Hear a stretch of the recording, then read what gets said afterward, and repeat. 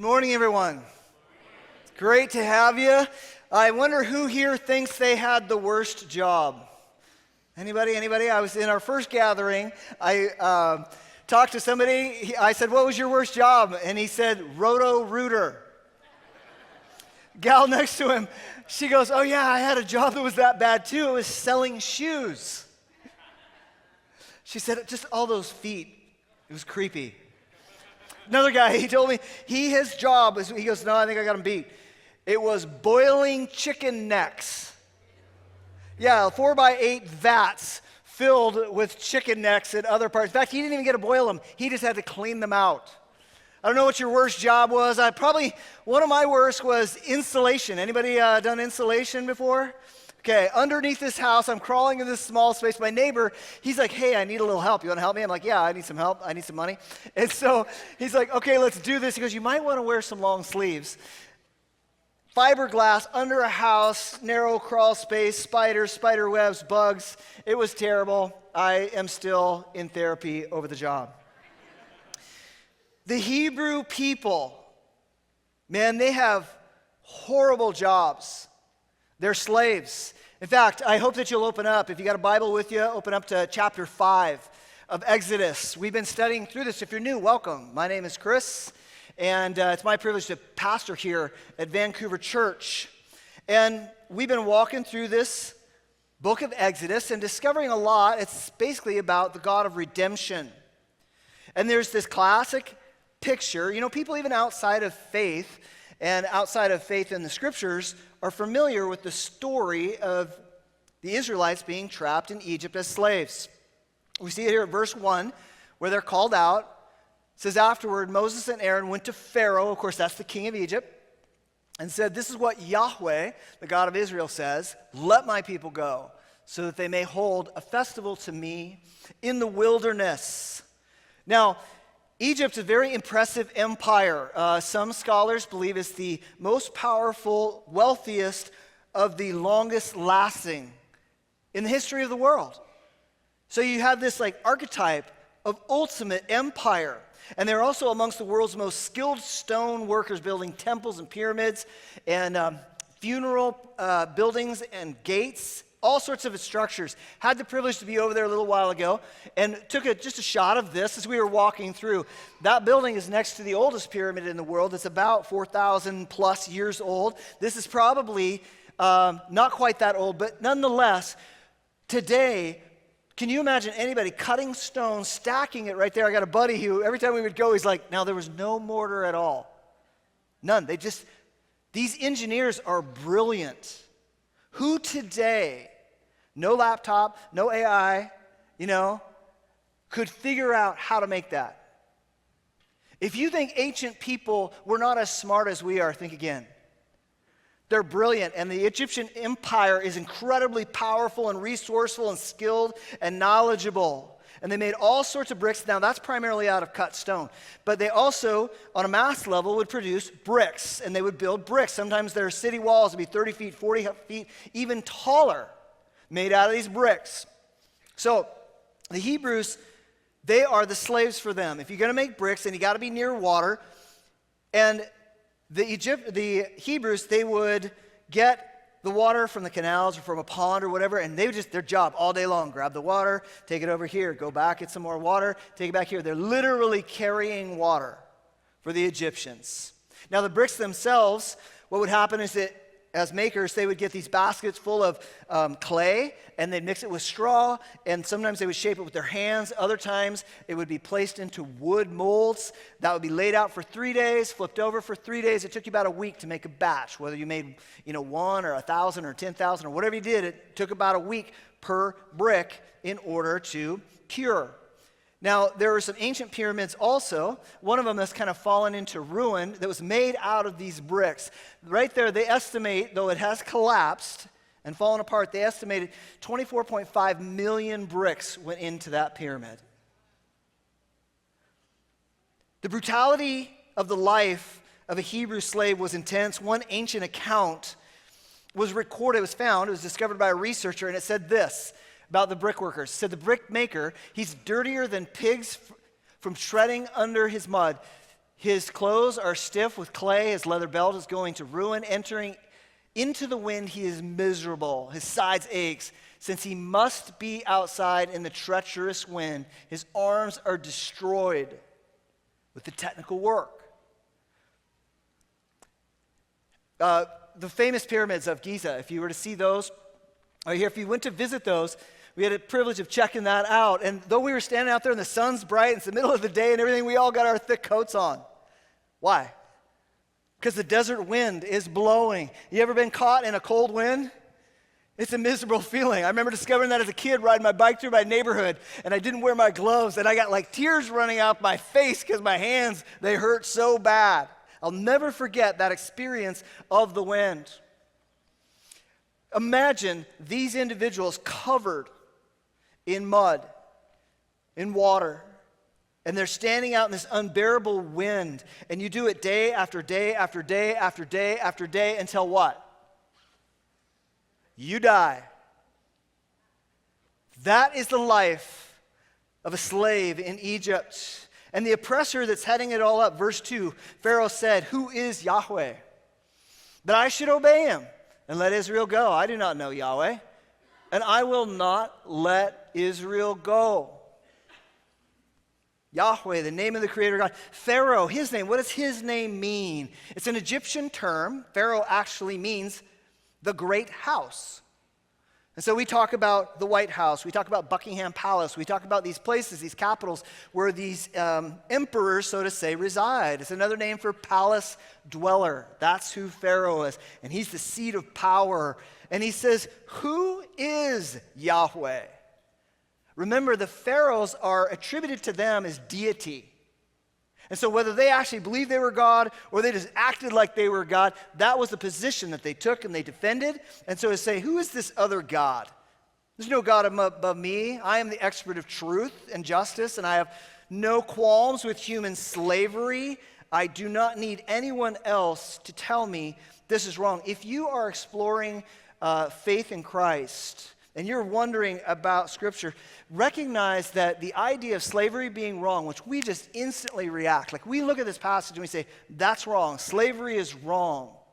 On the world scene at this time, slavery was not wrong. There was no nation, there was no group of people, there was nobody that said slavery is wrong. They might have said it's wrong for our people, but there was a brand new thought raised by the Hebrew Scriptures, this tiny little group of people, brought it into the world, that every single person is made in the image of God. And therefore, slavery is wrong. It's actually the roots of what overturned slavery practice all throughout the world. I don't know Yahweh, I don't acknowledge him, I don't recognize him. There's a great irony to the Pharaoh saying this. Because what the storyline is telling us is, oh yeah, you're right. As a matter of fact, you don't know Yahweh, but you are going to get to know him quite well. He said, I won't let Israel go. Now, it wouldn't been unheard of in the history of Egyptian slavery that has taken place. One ancient account of a slave supervisor overseeing 43 guys, he would keep a track of their attendance. Some were absent because of sickness. Some were absent, interestingly enough, described as lazy. So they evidently slept in. They're probably busted to pieces and just couldn't make it. But there was also an entry in this journal, this ancient journal, that talked about 4 days of holiday to sacrifice to the god. Now, that may not necessarily have been about the Israelites. It likely wasn't. The idea is it wasn't been completely out of the question. But what we're seeing is the heart hardening of Pharaoh. Do you remember that theme? His heart hardening? A couple weeks ago, Pastor Steve, outstanding job, talking about when we turn away from God, when we do not rely upon him, our hearts harden. And that is what we're watching here. And eventually, God's going to seal that hardness. But right now, it's the choice of Pharaoh. And Yahweh says, let my people go. And so the rival god, Pharaoh, says, no, I'm not going to let him go. So Moses, he pushes back, even though he stumbles a little bit as he pushes back. That's why we love Moses. This guy he's not the leader that you would pick as this perfect example of doing everything right. See, Pharaoh rejects Yahweh, and so Moses speaks the word of God back to him. Verse 3, it says, then they said, This was Moses and Aaron. The God of the Hebrews has met with us. Now let us take a 3-day journey into the wilderness to offer sacrifices to the Lord, our God, or he may strike us with plagues or with the sword. Where Moses stumbles is when he says the wilderness to offer sacrifices to the Lord our God. Yes, that is what God told him to say to Pharaoh. But this next sentence, Moses evidently made up. He's like, or he may strike us with plagues or with the sword. Who is actually going to get hit with the plagues and the sword? It's Pharaoh. Moses added to the word of God, similar to Eve early on when the enemy came up and said, hey, could you eat of that tree? And she said, no, we cannot eat of it, nor can we even touch it. She told the truth, and then she added some religious rules.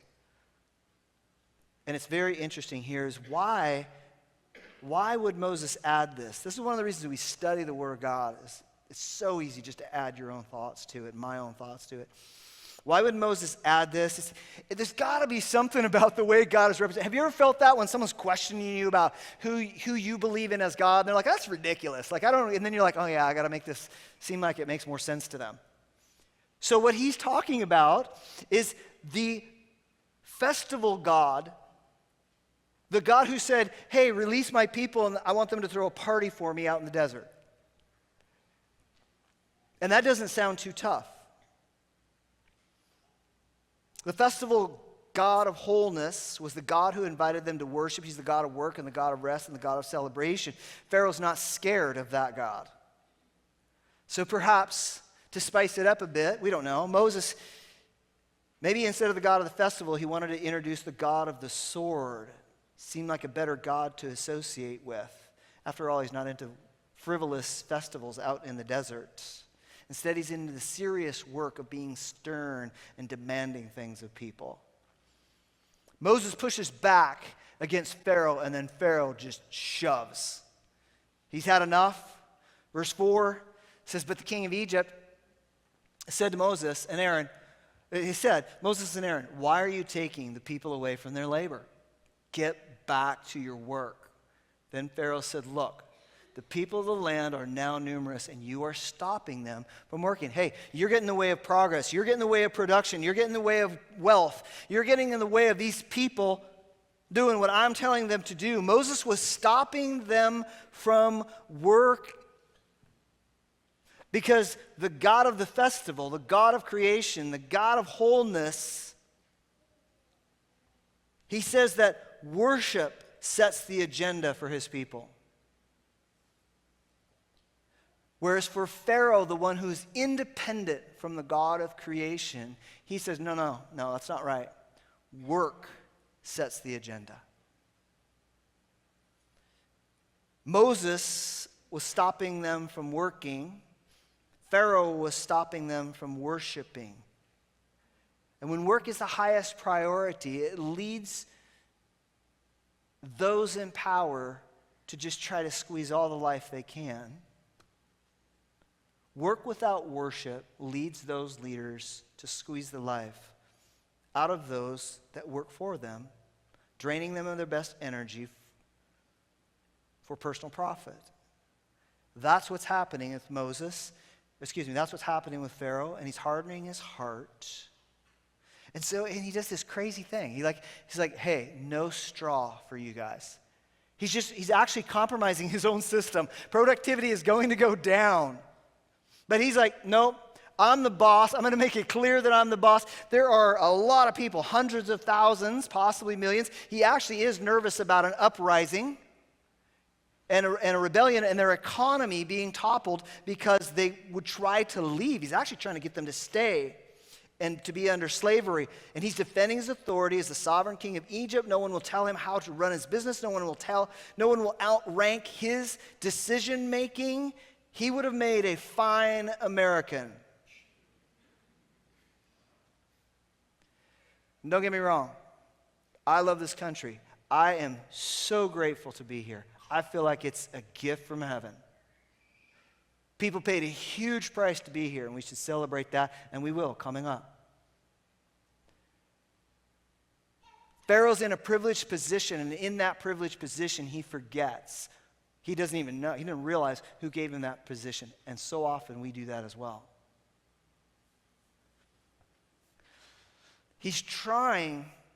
Pharaoh is trying to make the Israelites miserable. And this, I don't know if you notice how many times straw shows up in this passage. I want you to read with me, at least we'll put it up here, when the word straw shows up, just speak it out loud with me. Here we go. Then the slave drivers and the overseers went out and said to the people, this is what Pharaoh says, I will not give you any more. Go and get your own wherever you can find it. But your work will not be reduced at all. So the people scattered all over Egypt to gather stubble to use for. It continues. The slave drivers kept pressing them, saying, complete the work required of you for each day, just as when you had. And Pharaoh's slave drivers beat the Israelites, overseers they had appointed, demanding, why haven't you met your quota of bricks yesterday or today as before? Isn't that odd?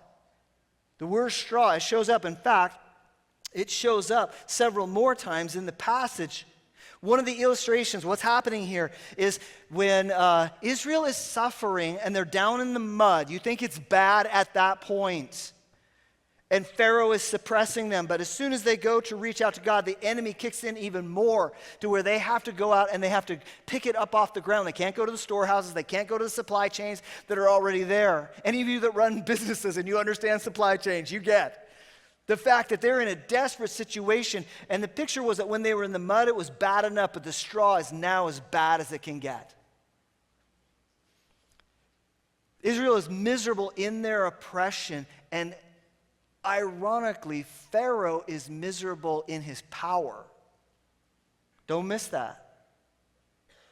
Here's a powerful, talented, resourceful man with opportunities and wealth, and he is evil. To his core, he's corrupt, and he uses these speeches actually to rally the people. That's one image we have of Pharaoh, which was very much like Hitler. And imagine Hitler with unstoppable, like nothing opposing him. That is who Pharaoh is. Now this raises a key question. And maybe it's been floating in your mind along the way. It's like, okay, God, why do you allow that kind of suffering? You had that thought go through your head?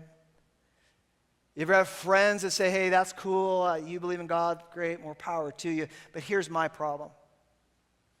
If there's God, and that God is good, and that God is powerful, then why do so many people go through so much hell? You ever felt the tension of that question? The Bible doesn't back away from that, doesn't relieve us. I was reflecting on this, and it's a huge question that is, I don't want to trivialize it at all. I just want to try to speak to what I think this passage is telling us. And I think rooted in this, and follow me here for a second, I think rooted in this is Yahweh knows this. You know, I'm going to set you free from this slavery. But you need to see how corrupt this guy really is. Because when you get set free, you're actually going to want to come back. And I don't want you to ever forget. Now follow me on this and what's being laid out here. Why such an emphasis on straw? It actually shows up like 8 times through this small passage, 8 different times. And whenever the Bible repeats them, being new to the Bible back in the day, I'd read this, I was like, this is just so poorly written. I mean, I was an expert on literature and very bright, intelligent guy. I was like, just get to the point. And I'm sure heaven's just up there laughing. Oh my gosh, this arrogant punk. When it repeats over and over, it does so for a reason. And you and I are called to reflect on that.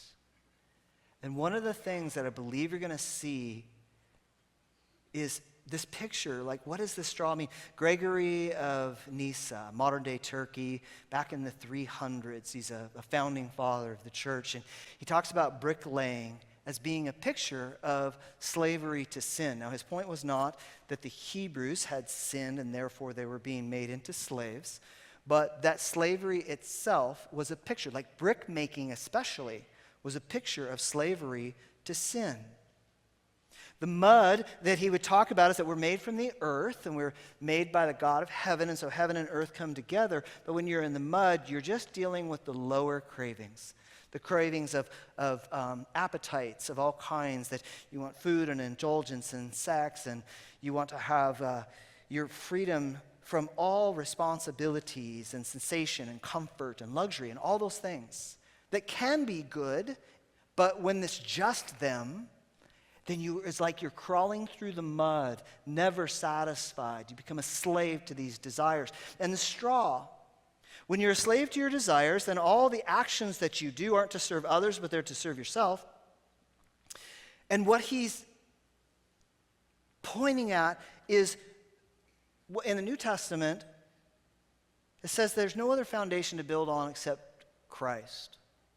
And so when you build on him, someday a fire of judgment is going to come, and you can build with gold or silver or precious jewels, or you can build with wood, hay, or straw. And that the fire of judgment will come and burn away every vain act. Some of you that have chased trophies in your life, and you got those trophies and they hung on the wall, you got that promotion, you got that degree, you got whatever accomplishment, and it brings you no more life, and you realize, my goodness, I was really serving myself. Not all trophies are that way. But you know what I'm talking about? When you realize, oh my goodness, this really, it doesn't matter in the long run. The fire of judgment will reveal this. This is a picture of Pharaoh's empire, of him and his empire. We're watching Pharaoh harden his heart towards God, and it will cost him greatly. He is the one who's crawling in his indulgences. He is the one who's doing all these works that will amount to nothing in the end because they're done independent from God. And what God is saying to his people is, do not go back to this guy, because you will end up like this guy. An insight on the role of straw, another imagery of this is so cool. It talks about the straw. It played a crucial role in the brick-making process. Its function was not just to act as a binding element, meaning as if you stuck some sticks in there or some rods of steel. Through the action of the acid and vegetable matter that was released in the course of chemical decay, so it's sitting there for those 6 days, it's decaying, the strength and the plasticity of the brick were greatly enhanced. Without the addition of the chopped straw, the bricks would shrink, develop cracks, and lose their shape. This is a minority substance, a bunch of clay, a little bit of straw. The parallels are so striking. Egypt, a massive country with this other country within them, a minority group within them that is bringing the strength and the durability. Back when Israel first was there, the good Pharaoh was good to the nation of Israel, and the nation of Israel blessed Egypt overwhelmingly, to where they saved all sorts of people around the world when there was a famine, where people came down and got fed. And that was the picture, that God would work through his people, and even if there were a small minority, they would be in strength, and they would fill in cracks, and they would make duration possible for the beauty and the preservation for human life everywhere. Straw strengthens the brick, the minority substance that glues the brick together. And this is what the Hebrew people do in Egypt. They help hold it all together, and very soon they're going to leave. And that empire is going to be filled with cracks and deficits and its wealth. In fact, when they do leave, the Egyptians hand them all sorts of gold. These stories, guys, they're not just stories, they're loaded with the insight into our life. And so God is helping them see how evil this guy is, because he's predicting, man, I'm going to set you free, but you're going to want to come back. And I'm telling you, do not, under any circumstances, go back to Egypt. Don't do it. Because if you do, you will be under the reign of that guy, and you will become like that guy. You'll be a slave to sin like he is. Don't subject yourself to this tyrant and his empty soul, lest your own soul become empty. And you might, again, by exploring faith, and you're like, well, who in their right mind would ever go back to Egypt? I wouldn't do that. You might want to consider the significance of ancient writings of this profound in nature. And you say, I would never go back. And you got to ask yourself, okay, is that true? Think about what's happening in the book of Exodus. Is they are going from slavery to the promised land, right? But they got to go through somewhere in between, don't they? So we're in slavery. When we get set from slavery, where do we want to be? In the promised land. That's the right answer. I'll give it to you. Where do we not want to be? In the desert. And that's where it's a temptation to turn back. You think about your own life. You wanted to be able to play the piano, but you were unskilled, so you had to take piano lessons. And did you work it? Did you press through that and become a great piano player, or did you go back? If you were sluggish, if you're physical health, and you're thinking, man, I want to get in better condition, so that means I got to exercise. Did you press through and go into health, or did you go back? Sometimes we get brokenness. Sometimes you get an injury of some kind, and you got to go to physical therapy. And so you're like so determined that I'm going to go, and then it's so annoying. And so you go back. Maybe you got a bad job, and it's going to require you to go through the desert of retraining to get to the promised land of a good job. Are you going to press through? Are you going to go without the money for a period of time? Are you going to have to humble yourself down? Or you just go back to the slavery of the job that was meaningless? What about spending habits? And it's like, hey, I got to get this under control. Oh, God, help me, because I just have too much debt. I actually want to have savings someday. And so I get out there and I start to purchase less, but my addiction to buying stuff and my status kicks in, and so I go back to the slavery of the credit card. And then there's shame. I don't know what the form is for you. I don't know if it's thoughts in your head. I don't know if it's a screen that's in front of you. I don't know if it's a bottle that you open up. But it's that thing that you keep a secret as much as you possibly can. And if it were to be exposed, which is the exact desert that you have to go through, and so we step into that and we think, maybe I will. Maybe I'll confess this. Maybe I'll come out. Maybe I'll deal with it. But how often do we go back to the same shame? The God of creation, He is not an angry God threatening us with swords. He's a whole, loving, creative, fun, thriving being that creates more goodness for you than the most goodness you've ever wished for the most loved person in your life. That's what He wants for you. And this is who He is. And He's saying, don't go back. And He's not saying it because He's like, you're going to break the rules or I'm going to be all offended. He's saying, I love you. And you don't even understand the depths of the slavery. You don't understand that slavery to sin is even worse than slavery to Pharaoh. Because we look at Pharaoh and we say, you know what, Pharaoh, he's a bad guy. And he is a fool, and he is independent of God. And we learn the lesson, and we should learn the lesson. But in the end, we're also supposed to be able to see ourselves in Pharaoh. That'll humble you. That humbles me. When I get to thinking that I'm a big shot, in what I do, people are nice to me, they say nice things, and if you hear nice things enough, and you can kind of start thinking like, hey, this is just a definition of reality. I'm amazing.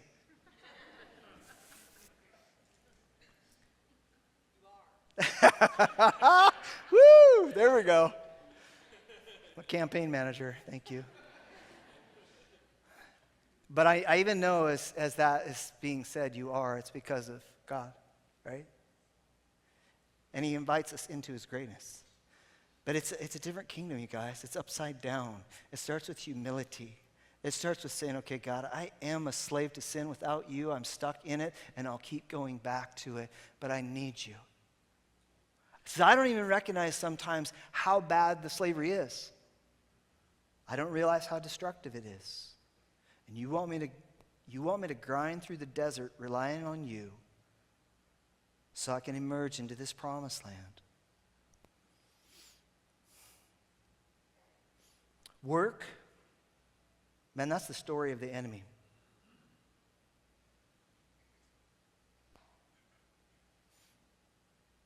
Think of the question that this poses to all of us, and it's this. In all the corruptions and all the slaveries, there's many to choose from. One is focused specifically on here. And it raises this question. Do you ever put work above worship? Pharaoh does all the time. Verse 9, he says, make the work harder for the people so that they keep working and pay no attention to what? To lies, which ironically are the truth. I mean, what are these lies that they're going to pay attention to? The lies that the slaves are listening to, that Moses is speaking out, are these lies to the enemy. The enemy says, that's not true. And Moses says, hey, guess what? There's a God of celebration and creativity and of freedom, and he wants to give you life. And he wants to throw a party in the desert. He wants to have a festival in the wilderness. That's who this God is. And the enemy's like, no, that's a lie. Work. Get to work. He goes on. I love this accusation. It's so true. Pharaoh said, lazy. That's what you are. You're lazy. And some of you heard that voice growing up. You're lazy, no good. You're ugly, unqualified, whatever the voice of the enemy. And sometimes it didn't come through a really negative voice, and you just drove and you said, no, I'm going to make up for that because I want to be good. I want to be valuable. And so you learn to work hard. Maybe it came in a positive way, a beautiful work ethic in your family, and you thank God for that work ethic. You thank God that you were pushed and you were challenged, and so many beautiful and good things came from that because God is a God of work, but God is not a God of overwork. And we just latch onto it. Man, I just keep getting the pats on the back and the opportunities that open up and the power and the control and the status and whatever it might be. Even my longing to help other people. And the enemy says about worship is for the weak and the unproductive and the excuse makers. And the enemy says about work that work is for the strong and the productive and the responsibility takers. And the enemy says if much work is good, then more work is better. And work is the highest priority, leads to a life of using people and draining them of their energy for your own personal profit. Some of you might realize that, man, I'm crushing some people along the way because it helps our bottom line. And some of you are like, no, I'm not crushing anybody, to which I believe the Lord might say, okay, you don't do that to anyone else, but you do that to yourself. And you got to recognize you got an enemy that's whispering in your ear. Says the thief comes only to kill and to steal and to destroy. And he wants to destroy your life. And one of the ways, if he can't get you to do it in 1,000 other ways, then what he'll try to do is get you to work yourself into the ground. One of the best friends of Jesus, he said this about Jesus. He said, dear children, do not let anyone lead you astray. The reason the Son of God appeared was to destroy the devil's work. The overwork. The work for acceptance. Some of you, the burden that you're carrying. Jesus said this. He said, come follow me, and I'll make you a changer of lives. He said, come to me, all you who are weary and heavy laden, and I'll give you rest. Because my yoke is easy and my burden is light. Do you know one of the treadmills that we get on is like, hey, if I don't produce, I'm not sure how much people will actually love me. If I'm not the go-to guy, the sacrifice gal, the happy present pastor, the super mom, the wonder dad, the best friend. And so this voice is just like, but that I have to keep them happy. And the enemy's like, you're right. And Jesus said, that's not true. I've come to destroy the lies of the enemy, is what Jesus says.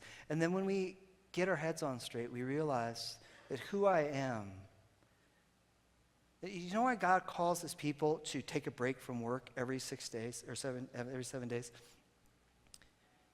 It's because he wants you to realize that who I am is more important than what I do. I mean, this is just highlighted so much in what I do. Even like on a morning, like Sunday morning, I'm coming in, and one of the challenges to being in any kind of public role, really, but certainly this one as well, is that your limitations are on display. I mean, all the time. And even though everyone else is thinking about the kind words and everything, when you're this one, so it's easy to just think of the critiques or even the ones you imagine that people are having, right? And so as I'm getting ready, I can spend more time refining the sermon and maybe produce something that's really useful, and people are like, hey, great job. But the Lord himself is saying, Chris, I don't want you to just work for me. I want you to work with me. And I want to pour into you. And so to take all this and set it aside and simply open this up and sit in the quietness of the presence of God, that I might receive him in. Guys, this is not a show. This is not, this isn't about religion. When we come together in songs and in worship and we stop for a moment and we alter our posture, it's because we're attempting to step forward on what is spoken about a loving and living God who wants to relate to us, and we're trying to figure out ways to slow down and experience him.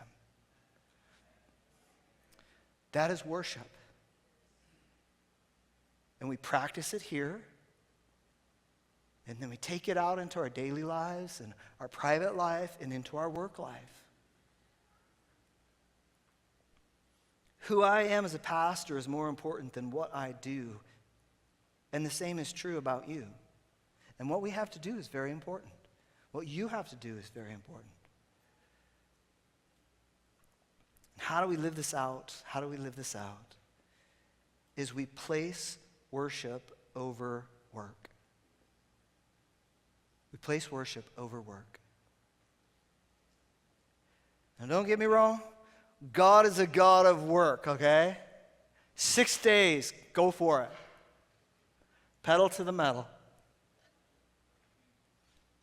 But on the seventh day, rest and go out into the desert and throw a party. You know, most of Christianity historically, worldwide, was not in cultures and is not in cultures that are as affluent as ours. And so people aren't sitting in their beautiful homes or going out on their boats or going away for the weekend and all that. And I'm not saying that to put a guilt trip on anybody. We're blessed, and God is a God of a party, and we party pretty well. And I think there's ways to do that honor him. But historically, the celebration in the midst of the mundane and the difficulty has been to come together on Sabbath. And that Sabbath was for personal rest and for community worship. Let me ask you this. Are you ever too tired to worship? If that's the case, you may be working too much. There are some indicators. I want to ask our musicians to come up. There's some indicators on, or some ways, I'll call them habits, indicators of healthy work. Can we put that up? If you work, man, work hard. I hope that you do, but here's some indicators. Leave some margin. Don't max your schedule out all the time. Don't always fill, when somebody cancels, don't always fill that space. You can leave that space to breathe, to pray, to go for a walk, to eat healthy. Monitor your limits. Figure out what they are. When you realize I'm being really snippy with everybody at home, realize, someone needs a nap. And don't pretend like you're some hero, because there may be somebody else that can do that level of work without being a jerk, but you can't. And so monitor those limits. Don't succeed too fast. If you are in a startup and you're going for it, do not succeed too fast, but search for sustainability.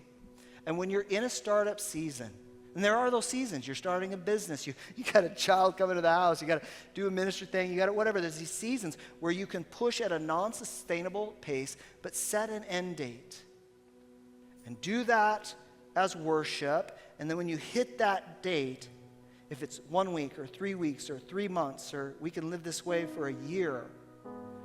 But if we go past that date, we've moved from obedient sacrifice, from disobedient self-empire building.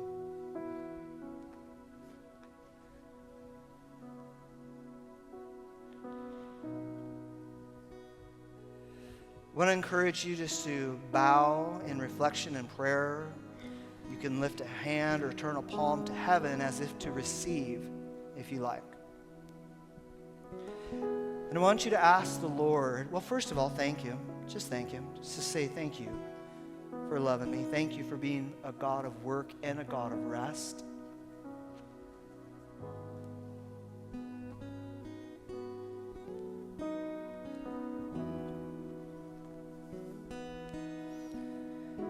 And at some point, we'll do a whole sermon on not working enough. But right now, we're talking about when we overdo it. And maybe it's for a paycheck, and maybe it's not. Maybe it's just in taking care of other people. Maybe it's really well-intended. But ask the Lord to say, okay, Lord, on this subject of work, what do you want me to know? Just listen quietly.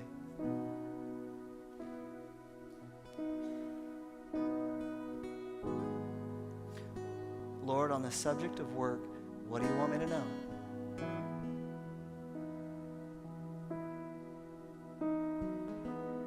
And if you get a thought in your head, especially if there's some sort of clear direction, or at least you think it might be, then ask the second question simply, Lord, about work, what do you want me to do? About what you shared with me, what do you want me to do?